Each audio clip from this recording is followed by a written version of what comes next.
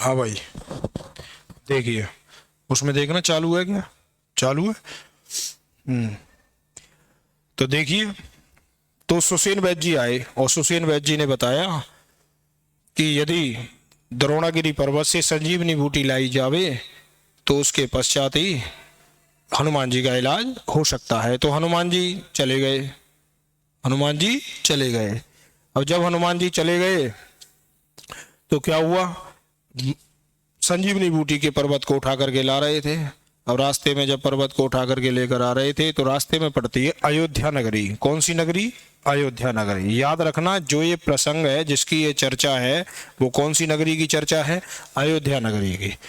ये जो दोहा है, छंद इसमें दोहा रहेगा। कौन सा छंद रहेगा? दोहा। तो अयोध्या नगरी पड़ती है। अयोध्या के रक्षक थे, रखवाले थे, जो श्री राम जी का अपने आप को दास या सेवक मानते थे। कौन थे? भरत जी। श्री राम जी के वनगमन के पश्चात कौन थे? भरत जी। अब भरत जी थे। भरत जी ने देखा पता नहीं कौन है जन पर्वत को कहीं गिरा नहीं दे अयोध्या पर। तो भरत जी ने तीर चलाया और हनुमान जी मूर्छित अवस्था में होकर के जमीन पर आ गिरे, अयोध्या की भूमि पर। क्लियर है बात? अयोध्या की भूमि पर आ गिरे। मूर्छित अवस्था में भी श्री राम जय राम, श्री राम जय राम ये चल रहा था। मूर्छित अवस्था में भी लगातार जारी। तब भरत जी को लगा मैंने राम भक्त को सता दिया है, तो मूर्छित अवस्था से बाहर लाए और मूर्छित अवस्था से ला करके दोनों ने परस्पर वार्तालाप की। उन्होंने अपना परिचय दिया कि मेरा नाम भरत है, और भरत जी का नाम राम जी यदा कदा अपने मुखारविंद से लेते रहते थे। अब क्या होता है, तो उन्होंने जब बताई पूरी बात कि ऐसे ऐसे आपके भाई जो लक्ष्मण जी हैं वो घायल हो चुके हैं, उनके लिए मैं संजीवनी बूटी लेकर के जा रहा हूं और मुझे सूर्योदय से पहले पहुंचना है। तो भरत जी ने कहा मैं एक तीर को, तीर यानी बाण को अभिमंत्रित करता हूं। मैं बाण को अभिमंत्रित करता हूं, आप उस पर बैठिए और मैं शीघ्र ही आपको पहुंचा दूंगा। उन्होंने कहा वैसे तो श्री राम जी की कृपा है, वैसे श्री राम जी की कृपा है, लेकिन फिर भी। तो भरत जी तीर पर उन्हें बिठा करके, बाण पर बिठा करके किसको? हनुमान जी को, और लंका के लिए भेज देते हैं। तो उस समय ये प्रसंग हुआ है किस किस के मध्य में? याद रखना, हनुमान जी और भरत जी के मध्य में। और कहां पर चर्चा हुई है? अयोध्या में। कहां पर चर्चा हुई है? अयोध्या में। और जो चर्चा चल रही है वो कौन से कांड की चल रही है? लंका कांड की। पाठ में भाषा कौन सी रहने वाली है? अवधि। और यदि दोहा आया है तो छंद कौन सा रहने वाला है? दोहा। और ये जो साइड में चलेंगी इनको कहा जाएगा चौपाई छंद। कौन सा छंद कहा जाएगा? चौपाई। ये याद रखना, कौन सा छंद? चौपाई। ठीक है, तो देखिए अर्थ बड़ी बढ़िया लाइन है कि तब प्रताप और राखे प्रभु, जय हो नाथ तुरंत, हस कैया सुपाई पद, बोलो बंद चले हनुमंत सियापति राम जय जय राम। तब यानी आपके प्रताप यानी पराक्रम को हनुमान जी कहने लगे। कौन कह रहे हैं? हनुमान जी। तब यानी आपके प्रताप यानी पराक्रम को, और यानी हृदय में राख यानी रख करके, आपके इस पराक्रम को हृदय में रख करके, प्रभु यानी हे प्रभु। एमसीक्यू का प्रश्न बन सकता है कि ये प्रथम लाइन में आया हुआ प्रभु किसके लिए आया है? लिख दे ऊपर भरत जी के लिए। किसके लिए? भरत जी के लिए। नाम याद रखना, भरत जी। तो तब यानी आपके प्रताप यानी प्रताप को, और यानी हृदय में राख यानी रख करके, आपके इस प्रताप को हृदय में रख करके, प्रभु हे भरत जी, जेऊ यानी जाऊंगा, नाथ यानी हे नाथ, तुरंत यानी शीघ्र ही, हे नाथ मैं शीघ्र ही यहां से चला जाऊंगा। अस्कही ऐसा कहकर, अस्कही ऐसा कहकर, आयसु पाई आज्ञा पाकर, ऐसा कहकर आज्ञा पाकर, पदबंद चरणों में वंदना करके चले हुए यानी चले दिए हनुमंत यानी हनुमान जी। तो लाइन मिलाकर बोलेंगे तो क्या बनेगी? ऐसा कहकर आज्ञा पाकर चरणों में वंदना करके हनुमान जी अयोध्या नगरी से चल दिए। ओके। अब रास्ते में जा रहे हैं तो भरत जी की प्रशंसा भी तो कर रहे हैं। कौन? हनुमान जी। तो भरत बाहुबल शील गुण, भरत यानी भरत जी के बाहुबल यानी भुजाओं के बल का, भरत जी के भुजाओं के बल का, शील उनके व्यवहार का, शील उनके व्यवहार का, गुण यानी उनके गुणों का। तो भरत जी के भुजाओं के बल का, शील उनके व्यवहार का और उनके गुणों का, प्रभु पद भगवान श्री राम जी के चरणों में प्रीति यानी प्रेम, प्रीति यानी प्रेम, अपार यानी असीमित, अपार यानी असीमित। तो भगवान श्री, अब सेकंड ये प्रभु याद रखना, इसमें आवे तो ये किसके लिए आया है? राम जी के लिए। किसके लिए? राम जी। और प्रथम किसके लिए आया था? भरत जी के लिए। तो भरत जी के भुजाओं के बल का, शील उनके व्यवहार का, गुण यानी गुणों का, प्रभु पद और भगवान श्री राम जी के चरणों में, रिकॉर्डिंग नहीं चल रही है भाई, देखना, और भगवान श्री राम जी के चरणों में असीमित प्रेम भाव को देखकर, भगवान श्री राम जी के चरणों में असीमित प्रेम भाव को देखकर, मनमहु जात सराहत, मनमहु यानी मन में ही, जात यानी करते चले जा रहे हैं, सराहत यानी प्रशंसा, मन में ही बार बार प्रशंसा करते चले जा रहे हैं। पुनपिन का मतलब क्या है बेटा? बार बार। पवन कुमार यानी पवन पुत्र कौन? हनुमान जी। बार बार हनुमान जी के चरणों में प्रशंसा, हनुमान जी भरत जी के बारे में प्रशंसा करते हुए चले जा रहे हैं। कोई दिक्कत? क्लियर है? यानी हनुमान जी बार बार अपने मन ही मन में भरत जी की प्रशंसा करते हुए चले जा रहे हैं। याद रखना, अब इधर हनुमान जी संजीवनी बूटी को लेकर के आ रहे हैं और उधर भगवान श्री राम जी लंका में लक्ष्मण जी को, ये देखिए चित्र में, गोद में लेकर के बैठे हुए हैं, क्योंकि लक्ष्मण जी मूर्छित अवस्था में हैं। तो हनुमान जी को आने दो, श्री राम जी के प्रलाप को हम देख लेते हैं। विलाप नहीं, क्या देखना है? प्रलाप।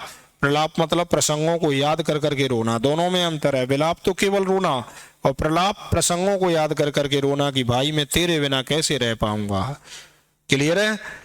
तो उहाँ राम लक्ष्मण ही निहारी, संग पढ़ो, उहाँ राम लक्ष्मण ही निहारी, बोले वचन मनुज अनुसारी, अर्ध रात गई कपि नहीं आयऊ, राम उठाए अनुज उर लायऊ। देखिए, उहाँ मतलब वहां, राम यानी राम जी, लक्ष्मण यानी लक्ष्मण जी को निहारी यानी देख रहे हैं। तो लाइन बनानी पड़ेगी तरीके से। तुलसीदास जी कहते हैं कि भगवान श्री राम जी अपने छोटे भाई लक्ष्मण जी को देख रहे हैं, क्योंकि वे मूर्छित अवस्था में पड़े हुए हैं। बोले वचन, और वचन बोल रहे हैं मनुज, मनुज के ऊपर लिख दें साधारण मानवों के अनुसार, यानी अनुसार, साधारण मानवों के अनुसार वचन बोल रहे हैं। प्रश्न बनता है अब वीआईपी, क्या प्रश्न बनता है पता है? कि ईश्वरीय राम का पूरी तरह से मानवीकरण कैसे हो गया है? ईश्वरीय राम मतलब भगवान श्री राम जी साक्षात ईश्वर हैं, लेकिन मानवीकरण का मतलब यह है कि आज मानव की तरह क्या कर रहे हैं? प्रलाप कर रहे हैं। साधारण मनुष्यों को जैसे कष्ट दुख वेदनाओं की प्राप्ति होती है, वैसे ही श्री राम जी आज प्रलाप कर रहे हैं। क्लियर है बात? तो यदि ऐसा प्रश्न आता है तो इस लाइन का प्रसंग और जो आप आगे पढ़ रहे हो उस प्रसंग को आप इसमें लिख देंगे, वही आंसर है। ठीक है, नहीं है? तो बोले वचन मनुज अनुसारी, साधारण मानवों के अनुसार वचन बोल रहे हैं। क्लियर है? यहां तक समझ में दिक्कत कोई? चले आगे। और आगे दिक्कत क्या आ रही है साहब? कि अर्ध रात गई कपि नहीं आयऊ, अर्ध यानी आदि। मन से पढ़े रामायण आप सब जानते हैं, लेकिन जो इसमें पूछा है वो हमें लिखना है। हम यहाँ मेघनाथ की चर्चा थोड़ी करेंगे कि पूरी रामायण हमने जब पढ़ रखी है तो कहीं लिख देंगे साहब मेघनाथ ने ब्रह्मास्त्र का प्रयोग किया, पूरी ऐसा कुछ नहीं है। आपको जो है ये प्रसंग जो पूछा गया है उतना ही समझाना है। तो अर्ध रात गई कपि नहीं आयऊ, अर्ध यानी आधी, रात यानी रात्रि, गई यानी चली गई है, कपि यानी हनुमान जी, नहीं मतलब नहीं, आयु मतलब आए हैं। अर्धरात्रि व्यतीत हो गई है, निकल गई है, लेकिन हनुमान जी अभी तक संजीवनी बूटी लेकर नहीं आए हैं। राम उठाई, राम जी ने उठा करके अनुज यानी छोटे भाई को, उर यानी हृदय से, लायो यानी लगा लिया।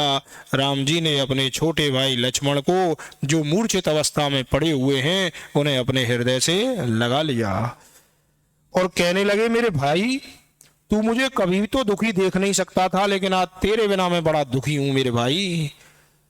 सकऊ न दुखित देख मोहि काऊ, बंधु सदा तब बोलो मृदुल स्वभाव। राम सिया राम जय जय राम।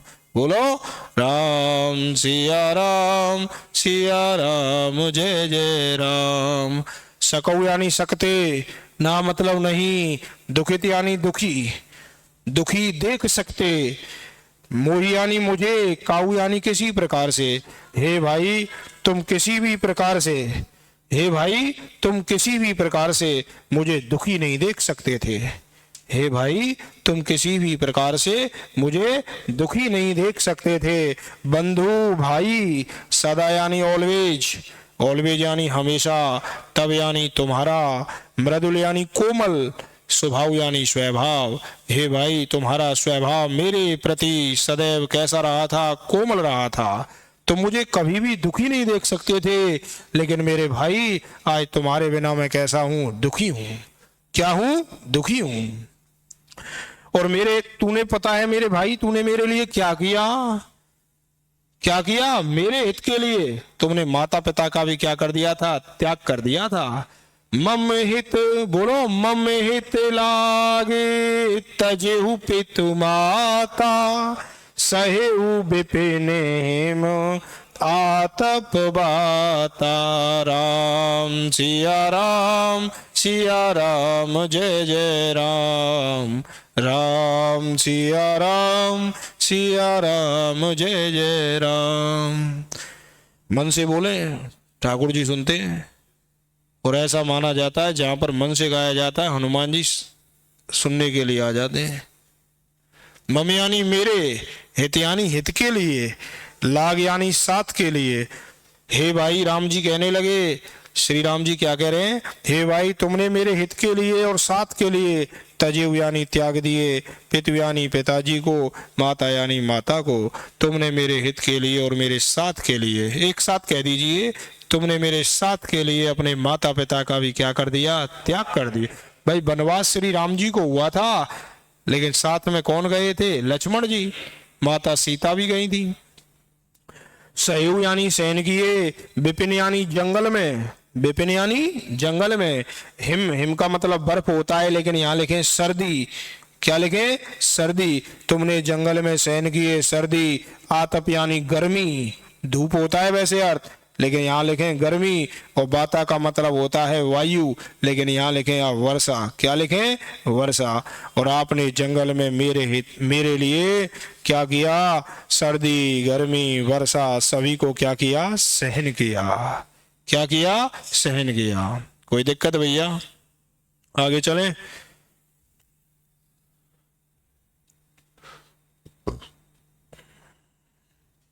तो देखिए आगे, तो श्री राम जी कहने लगे, भैया वह प्रेम भाव तुम्हारा कहाँ है?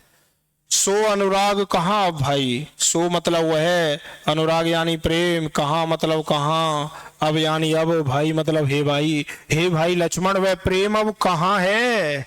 उठो ना उठो ना उठो ना उठो ना। सुन यानी सुन करके, मम यानी मेरे, बच यानी बचनों को, बिकलाई यानी व्याकुल नहीं हो रहे हो। अरे उठो ना, तुम मेरे वचनों को सुनकर भी व्याकुल नहीं हो रहे हो। वह तुम्हारा प्रेम अब कहाँ है? समझ में आ रहा है सभी के में? मन से बड़े समझ में आता चला जाएगा कि क्या क्या होने वाला है। और यदि मैं जानता ना मेरे भाई, मैं पहले ही अर्थ बोल देता हूं लाइन का, यदि मैं जानता कि वन में आकर मेरा भाई मुझसे बिछड़ जाएगा, तो पिताजी के वचनों को नहीं मानता।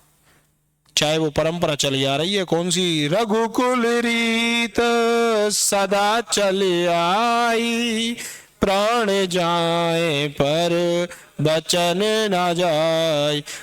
किताब में नहीं है लाइन, ढूंढ रहे हैं आधे से वो तो एक्स्ट्रा है। तो जो जन तेऊ बन बंद बिछो, जो यानी यदि, जन तेऊ यानी जानता, बन यानी जंगल में, बंधु यानी भाई, बिछो यानी बिछड़ जाएगा। यदि मैं जानता कि वन में मेरा भाई मुझसे बिछड़ जाएगा। पितु यानी पिताजी के वचन यानी वचनों को, पिताजी के वचनों को। मनतेऊ यानी मानता, नहीं मतलब नहीं, ओ यानी किसी प्रकार से, तो मैं पिताजी के वचनों को भी किसी भी प्रकार से नहीं मानता। यदि मैं जानता कि भाई मेरा वन में बिछड़ जाएगा तो पिताजी के वचनों को भी मैं नहीं मानता। और मेरे भैया तुझे पता है कि इस संसार में, पहले अर्थ बोल रहा हूं, इस संसार में पुत्र धन पत्नी घर परिवार तो बार बार मुझे मिल जाएंगे, लेकिन मुझे सगा भाई मिलने वाला नहीं है। तो सुत बित नारी भवन परिवारा होई जाहि जग बारहि बारा। राम सिया राम जय जय राम। देखो सुत यानी पुत्र, याद रखना, सुत यानी पुत्र, बित यानी धन, बित यानी धन, और नारी यानी पत्नी, भवन यानी घर, परिवार यानी परिवार। पुत्र धन सबको स्टेप बाय स्टेप बोल दें अब, क्रम बाय क्रम। पुत्र धन पत्नी घर और परिवार होई जाही मिल जाएंगे जग यानी संसार में बारह बारह बारंबार। तो पुत्र धन पत्नी घर परिवार तो ये संसार में मुझे बार बार मिल जाएंगे, लेकिन कौन नहीं मिलेगा? अस विचार, ऐसा विचार करके जिए ही मतलब जिए जागो जाग जाओ, जिए जागो जाग जाओ। ताता मतलब हे तात, ताता मतलब कहा गया है लक्ष्मण को, हे तात लक्ष्मण तुम ऐसा विचार करके जाग जाओ, क्योंकि मिलई ना जगत सहोदर भ्राता। क्योंकि संसार में मिलई यानी मिलेगा, ना मतलब नहीं, जगत यानी संसार में, सहोदर यानी सगा भाई। कितनी बड़ी बात कही श्री राम जी ने, सहोदर यानी सगा भाई। श्री राम जी कौशल्या माता के पुत्र थे और लक्ष्मण जी सुमित्रा के पुत्र थे, माता सुमित्रा के पुत्र थे, लेकिन पिता तो एक ही थे। तो इसलिए कभी भी भाई भाई में भेदभाव नहीं किया। इसीलिए क्या कहा? सगा भाई। क्योंकि सगा भाई किसे कहा जाता है? जो एक ही गर्भ से जन्म लेता है। लेकिन कभी भी माता सुमित्रा और माता कौशल्या में कभी भी भेदभाव नहीं किया। तो मिले ही ना जगत सहोदर भ्राता, मुझे फिर इस संसार में सबक सगा भाई मिलने वाला नहीं है। ये तो मुझे बार बार प्राप्त हो जाएंगे। छोटे छोटे प्रश्न बन जाते हैं कि श्री राम जी ने ऐसा क्यों कहा था। तो याद रखना, तुलसीदास जी के समय में मुगल काल चलता था। कौन सा काल चलता था? मुगल काल। महिला का उस समय कोई अस्तित्व नहीं था, पुरुष प्रधान समाज था। महिला को केवल मनोरंजन की वस्तु माना जाता था। किसकी वस्तु माना जाता था? मनोरंजन की वस्तु। तो इसलिए तुलसीदास जी ने उसी समय को देखते हुए ऐसी रचना की। ठीक है, तो आगे ध्यान दें। और भैया तेरे बिना मेरी स्थिति कैसी हो रही है पता है? लाइन के आगे उदाहरण अलंकार लिख दें। सब में अनुप्रास तो चल ही रहा है, लेकिन यहां लिख दें उदाहरण अलंकार व्याख्या की दृष्टि से कि जथा पंख विनु खगयति दीना। जथा यानी जैसे, पंख यानी पंखों के, जथा यानी जैसे, पंख यानी पंखों के, बिनु यानी बिना, खग यानी पक्षी, अति यानी अत्यधिक, दीना यानी दीनहीन हो जाता है। जैसे पंखों के बिना पक्षी अत्यधिक दीनहीन हो जाता है। मणि बिनु फनी, मणि यानी मणि, मणि का मतलब मणि। सर्प के पास नागमणि पाती नहीं पाती है, तो मणि यानी मणि। मणि मतलब मणि भाई मत समझ जाना, पैसा समझ जाए। मणि यानी मणि, बिनु यानी बिना, और फनी यानी सर्प, स्नेक। फनी का अर्थ सर्प। डिटर्जेंट पाउडर नहीं लिखना है, सर्प, स्नेक। ठीक है, मणि बिनु फनी, और सर्प मणि के बिना, पक्षी पंखों के बिना, सर्प मणि के बिना। करिवर, करिवर यानी हाथी, करिवर यानी हाथी। कर यानी सूंड, कर का मतलब क्या याद रखना है? सूंड। हाथी किसके बिना? सूंड के बिना। कैसा हो जाता है? दीनहीन हो जाता है। हे भाई, पक्षी पंखों के बिना दीनहीन हो जाता है। लाइन दोबारा पढ़ रहा हूं। जथा पंख बिनु खगत दीना, पक्षी पंखों के बिना दीनहीन हो जाता है, सर्प मणि के बिना दीनहीन हो जाता है, और हाथी सूंड के बिना दीनहीन हो जाता है। वैसे हे भाई, तुम्हारे बिना मैं भी कैसा हूं? दीनहीन हूं। यानी मेरी भी स्थिति कैसी है? खराब है। कैसी है? खराब है। यानी तुम्हारे बिना मेरी भी स्थिति बहुत ज्यादा खराब है। क्लियर है यहां तक बात? कल बात करेंगे, ठीक है। कल 8 बजे आना और समय से ये चालू कर देना। जय गणेश जी, जय श्री राम।